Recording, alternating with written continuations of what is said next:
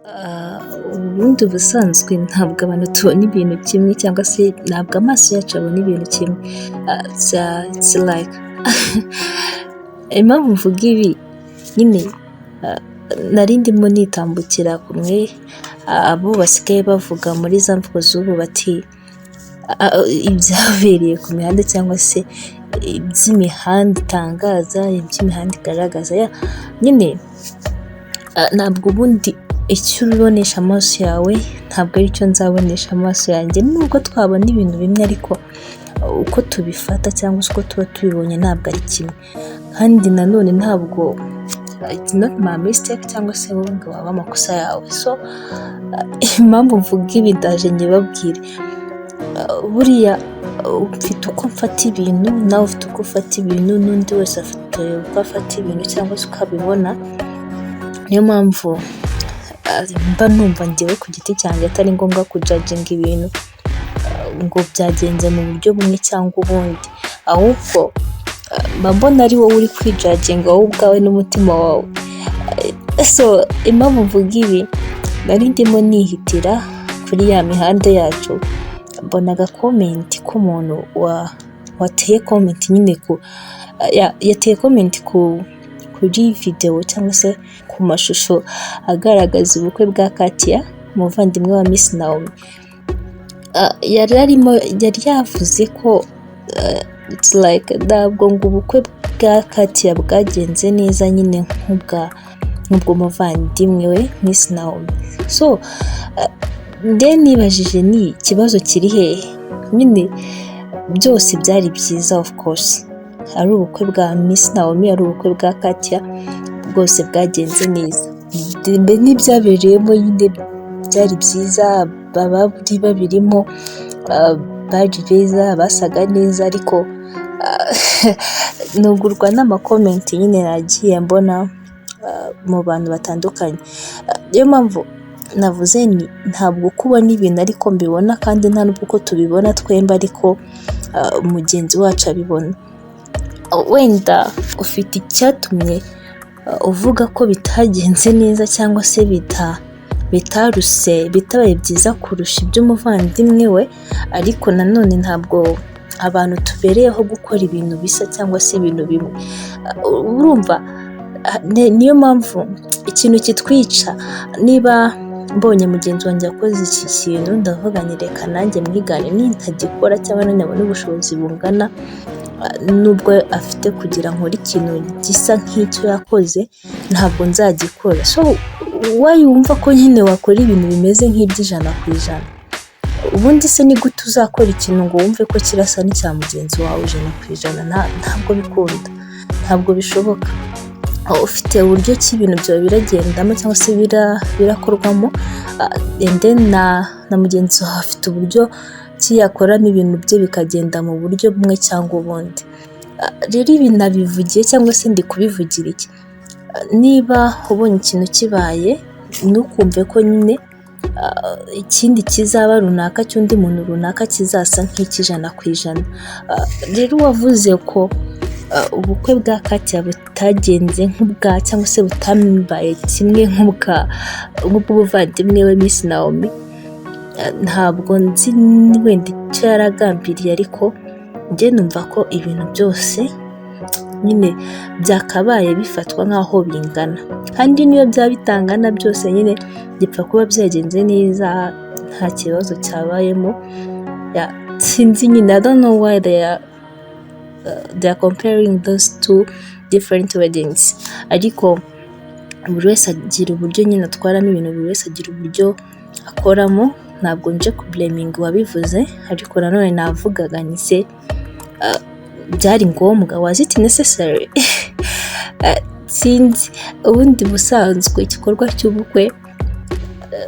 cy'ubukwe hari abantu benshi bavuga ko bacyanga, ariko naje gusanga buriya ntabwo abantu banga ubukwe, nta n'utabukunda, ahubwo babwanga cyangwa se bumva ko nta nubwo kuvuga ko babwanga kuko baba babwanga, ahubwo babwanga cyangwa bakabyitirira kuko baba babwanga ari uko babona ko nyine badafite ubushobozi bwo kuba babukoresha. Ikindi cyica abantu mu mitwe yabo abona mugenzi we ibyo yakoze akumva ko nawe ari byo yakora, kandi akirengagiza ko they are not in the same situation. Buri umwe ari muri situation ye, undi ari muri situation ye, ariko akumva ko nyine ibyo yakoze ari nabyo nawe yakora. So why tukora ibintu twiganya abandi kubera icyo tutakora ibyacu? It's like impamvu nifuje kuvuga kuri ikintu cy'ubukwe nuko nabonye nyine umubare munini w'abantu batuye isi bakunda ubukwe, ariko nanone ntabwo baba bumva ko bafite ubushobozi bwo gukora bwa bukwe.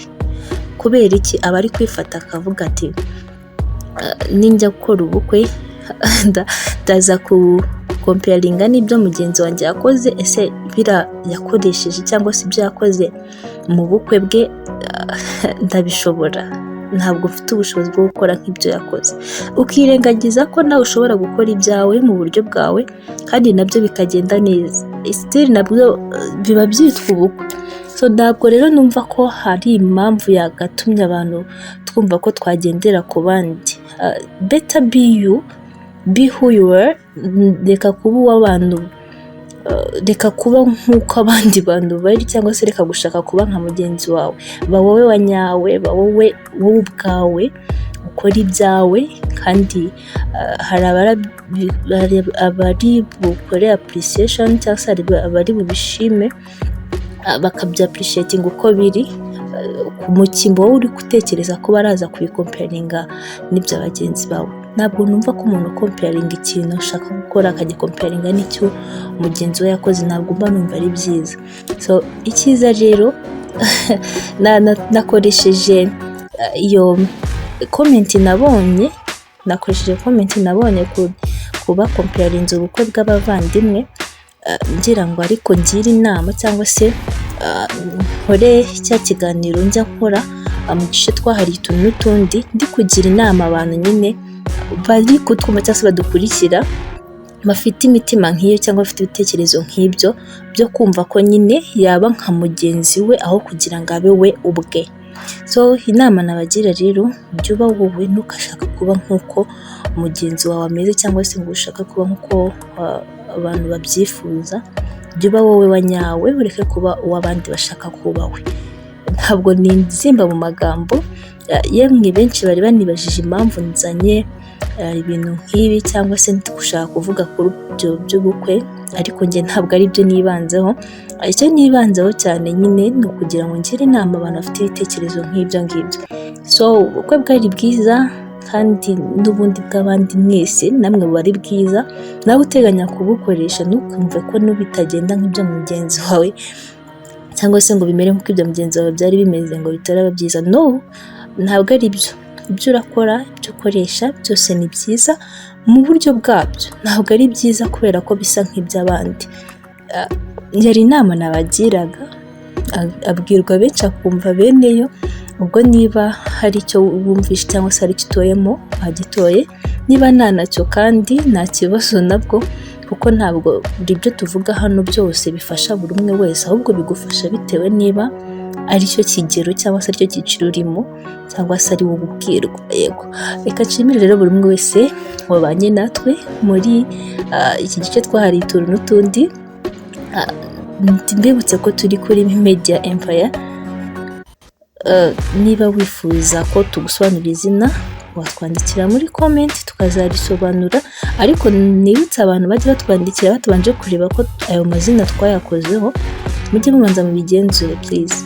Ikindi kandi, niba ukunda inkuru, ujye uza, hariho inkuru zitandukanye, turacyakora n'izindi, ujye uza uzumve. Ni inkuru zikoze mu buzima rusange, ubuzima bwite, inkuru z'urukundo n'ibindi, ariko ibyo byose tuba tugamije kugira ngo tugire ibyo tubigisha, cyangwa se rimwe na rimwe tugakora n'inkuru zabayeho za nyazo, ariko tukirinda kugaragaza cyangwa se kumenyekanisha imyirondoro yabo ibyo bintu byabayeho, kubera ko babifuje ko tugeze inkuru zabo ku bandi kugira ngo zigire icyo zibafasha, ariko bakanga ko cyangwa se ntibifuze ko twamenyekanisha abari.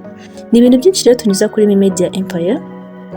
Ubaye wifuza kujya umenya ibyo dukora cyangwa se kujya ubana natwe umunsi ku wundi, wazajya utugana hano kuri Media Empire. Reka nshimire nanone buri mwabanye natwe, mbifuriza no gukomeza kugubwa neza aho muri hose, kandi ibyo murimo byose Imana ibaheremo umugisha. Ciao ciao, dukumburane ubutaha.